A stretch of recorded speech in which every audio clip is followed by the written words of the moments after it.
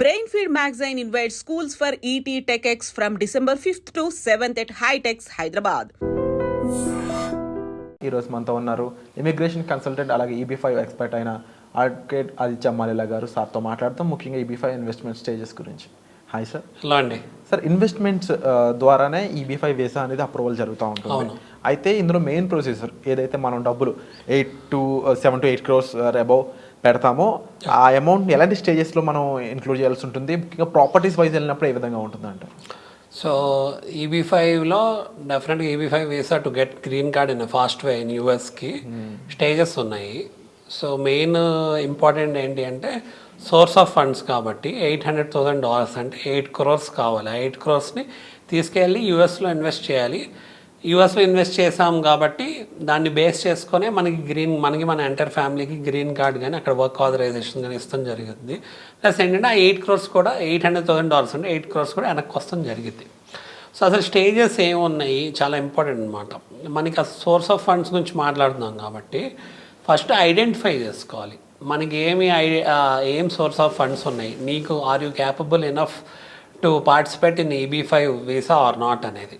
ఎందుకు అంటే అసలు నీకు సోర్స్ ఆఫ్ ఫండ్స్ ఏమున్నాయో వీటికి మ్యాచ్ అవుతాయో తెలియకపోతే డెఫినెట్గా మీరు దానికి అప్రాప్రియేట్గా మీరు ఫైల్ చేయడానికి అవకాశం ఉండదు అన్నమాట. సో సోర్స్ ఆఫ్ ఫండ్స్ అనగానే మనకి డిఫరెంట్ విధాలుగా సోర్స్ ఆఫ్ ఫండ్స్ అనేది అక్యూములేట్ చేసుకోవచ్చు. Any legal source of fund, documented source of fund అనేది డెఫినెట్గా క్వాలిఫై అయ్యింది. సో ఆ documented source of funds, legal source of funds గురించి ఆల్రెడీ మనం యూట్యూబ్లో చాలా వీడియోస్ చేయడం జరిగింది. బట్ ఈ వీడియోలో కూడా మనం మెన్షన్ చేద్దాం. We'll also talk more about it. So documentation అనేది ఎందుకు ఇంపార్టెంట్ అంటే మనం ఏదైతే లీగల్ సోర్స్ ఆఫ్ ఐడెంటిఫై చేసామో సోర్స్ ఆఫ్ ఫండ్ని దాన్ని లిక్విడేట్ చేయగలగాలి. లిక్విడేట్ చేసినప్పుడు జాగ్రత్తగా మనం డాక్యుమెంటేషన్ చేసుకోవాలి. ఆ డాక్యుమెంటేషన్ సెగ్రిగేషన్ అనేది చాలా important. Segregation of source of funds సైమల్టేనియస్గా ఇవన్నీ చేసుకుంటుంటే ఈ ఫండ్ మనకి క్వాలిఫై అవడానికి ఎక్కువ అవకాశం ఉంటుంది. ఆ క్వాలిఫై అయిన ఫండ్ని తీసుకెళ్ళి మన యూఎస్లో $800,000 కదా మనకి EB5కి కావాల్సింది, అంటే 8 crores అప్రాక్సిమేట్గా కావాలి. ఆ 8 crores మనం గ్రీన్ కార్డ్ మన ఫ్యామిలీకి ఫాస్ట్గా రావడం కోసం పెడుతున్నాం. ఆ డబ్బులు కూడా వెనక్కి వస్తాం జరిగిద్ది. సో అలానే వర్క్ ఆథరైజేషన్స్ కూడా వస్తున్నాయి దీంట్లో. సో ఈ సోర్స్ ఆఫ్ ఫండ్స్ అనగానే మనం ఎలా లిక్విడేట్ చేయాలి, ప్రాపర్టీస్ ద్వారా లిక్విడేట్ చేస్తున్నామా? ప్రాపర్టీస్ అనగానే ప్రాపర్టీస్ మార్కెట్ వాల్యూ ఒకటి ఉంటుంది, అంటే గవర్నమెంట్ వాల్యూ ఒకటి ఉంటుంది, ప్రైవేట్ వాల్యూ ఒకటి ఉంటుంది. డెఫినెట్గా ఏంటంటే గవర్నమెంట్ వాల్యూ మన ప్రైవేట్ వాల్యూ కంటే బాగా తక్కువ ఉంటుంది. అప్పుడు ఏంటంటే ఆ ఫండ్ అనేది క్వాలిఫై అవ్వదు.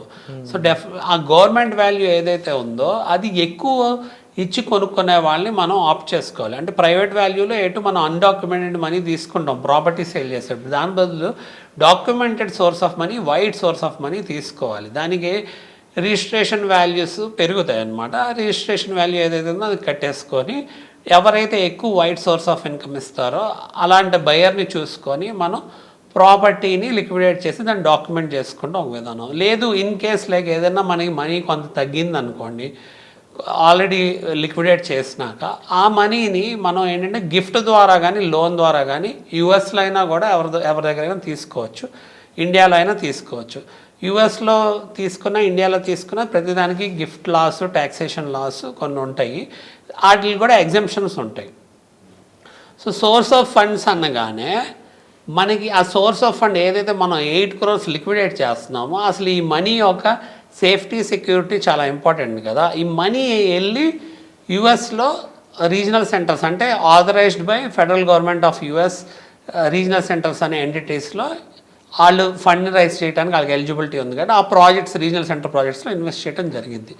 సో మనకి వ్యూవర్స్కి, మన తెలుగు వ్యూవర్స్కి, మన ఆంధ్ర తెలంగాణకి పీపుల్కి, అలానే మన NRI అలా ఓవర్సీస్ పీపుల్కి అర్థం కావటానికి రేరా యాక్ట్ ఉంది మనకి రేరా యాక్ట్ అనగానే అసలు రేరా యాక్ట్ ఎలా వచ్చింది? Real estate regulatory authority act ఎందుకు వచ్చింది, ఎలా వచ్చింది అంటే ఇంతకుముందు ఒకప్పుడు రియల్ ఎస్టేట్లో ఇన్వెస్ట్ చేస్తున్నాం అనుకోండి, ప్రాజెక్ట్ గురించి ఏదైతే మార్కెటింగ్ చేస్తున్నారో చాలా ఎక్కువ మార్కెటింగ్ చేసేవాళ్ళు. చాలా బ్రోచర్ మీద అవి వస్తాయి, ఈ వస్తాయి అని చెప్పి మార్కెట్ చేసేవాళ్ళు.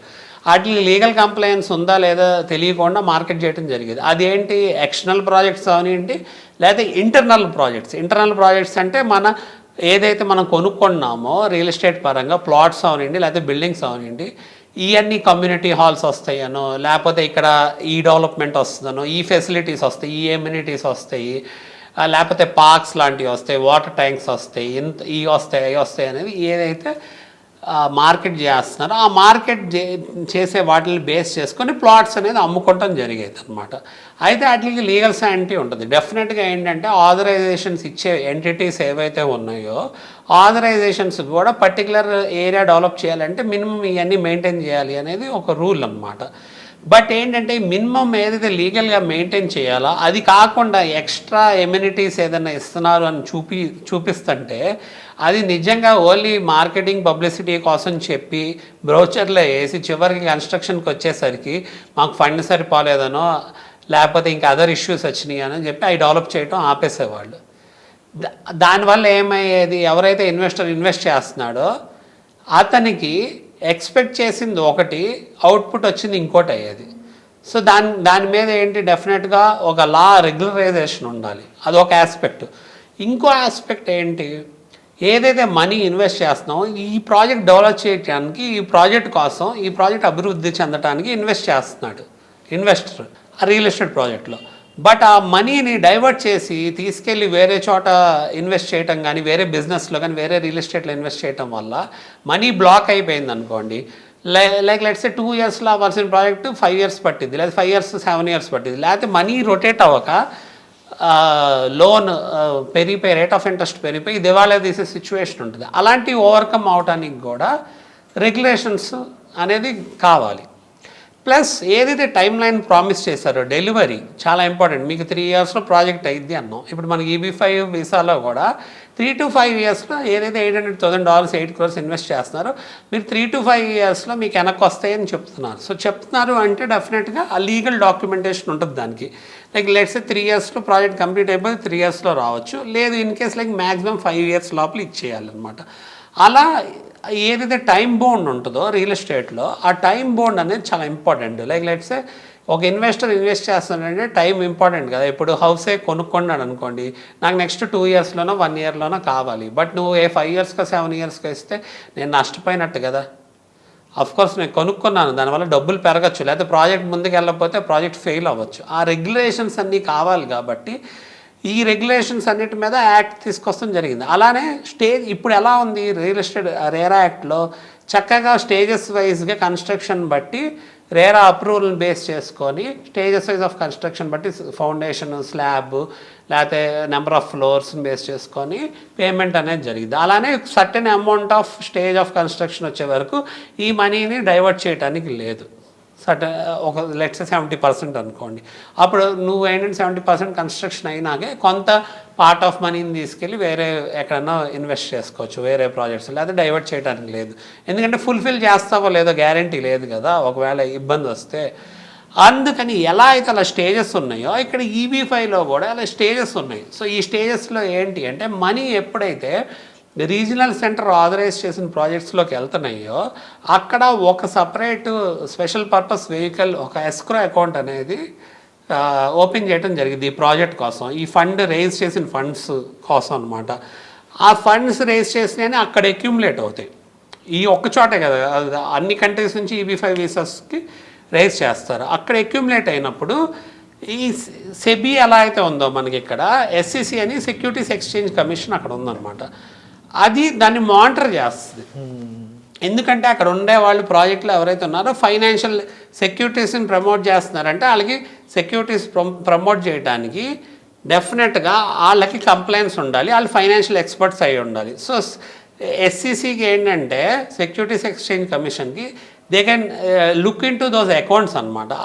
ఇది ఉంటుంది, ఆ ఫెసిలిటీ ఉంటుంది. సో స్క్రూటనీ చేస్తుంది. సో మనీ కూడా స్టేజెస్ వైజ్లో అక్కడ కన్స్ట్రక్షన్ ఏదైతే డెవలప్మెంట్ జరుగుతుందో ఆ యాక్టివిటీని బేస్ చేసుకొని ఆడిట్ జరుగుతుంటే ఆడిట్ రిపోర్ట్స్ని బేస్ చేసుకొని స్టేజెస్ వైజ్లో ఈ మనీ అనేది అక్కడ రిలీజ్ అయ్యి అక్కడ యూటిలైజ్ అయ్యింది. ఎప్పుడైతే యూటిలైజ్ అయ్యి రిలీజ్ అవుతుందో ఇన్ఫ్రాస్ట్రక్చర్ డెవలప్మెంట్, ఎకనామికల్ డెవలప్మెంట్ జరుగుతుంది, ఎంప్లాయ్మెంట్ క్రియేషన్ అంతా జరుగుతుంది. ఈ పారామీటర్స్ అన్నీ గుర్తించుకొని EB5 వీసా ద్వారా గ్రీన్ కార్డు మీకు మీ ఎంటైర్ ఫ్యామిలీకి ఇస్తాం జరుగుతుంది. సో అప్పుడు ఏంటి అంటే మనకి చాలా ఫాస్ట్ విధంగా ఈబీ5 ద్వారా గ్రీన్ కార్డ్ వస్తుంది అనమాట. ఓవరాల్ ప్రొసెసర్ అనేది ఎక్స్ప్లెయిన్ చేయడం జరిగింది సార్ ఈ ఎపిసోడ్లో. సో దీనికి సంబంధించి మీకు ఇంకా డీటెయిల్స్ కావాలి, but in practical in person ఏ విధంగా ఉంటుంది, ఇది వెళ్ళాక మన డాక్యుమెంటేషన్ ఎలా ఉంటుంది, ముందు ఒక 8 crores ఫండ్ని ఎలా ట్రాన్స్ఫర్ చేస్తాము, ఏం జరుగుతుంది, ఇదంతా ఓవరాల్ డీటెయిల్స్ మీరు తెలుసుకోవాలనుకున్నట్టయితే పర్సనల్ అపాయింట్మెంట్ ద్వారా మీరు డైరెక్ట్గా సార్తో మాట్లాడే ఆప్షన్ అనేది మీకు ఉంది. సో ఇమీడియట్గా దాన్ని అయితే మీరు యూజ్ చేసుకోవచ్చు. And thank you so much for the information sir. Thank you అండి.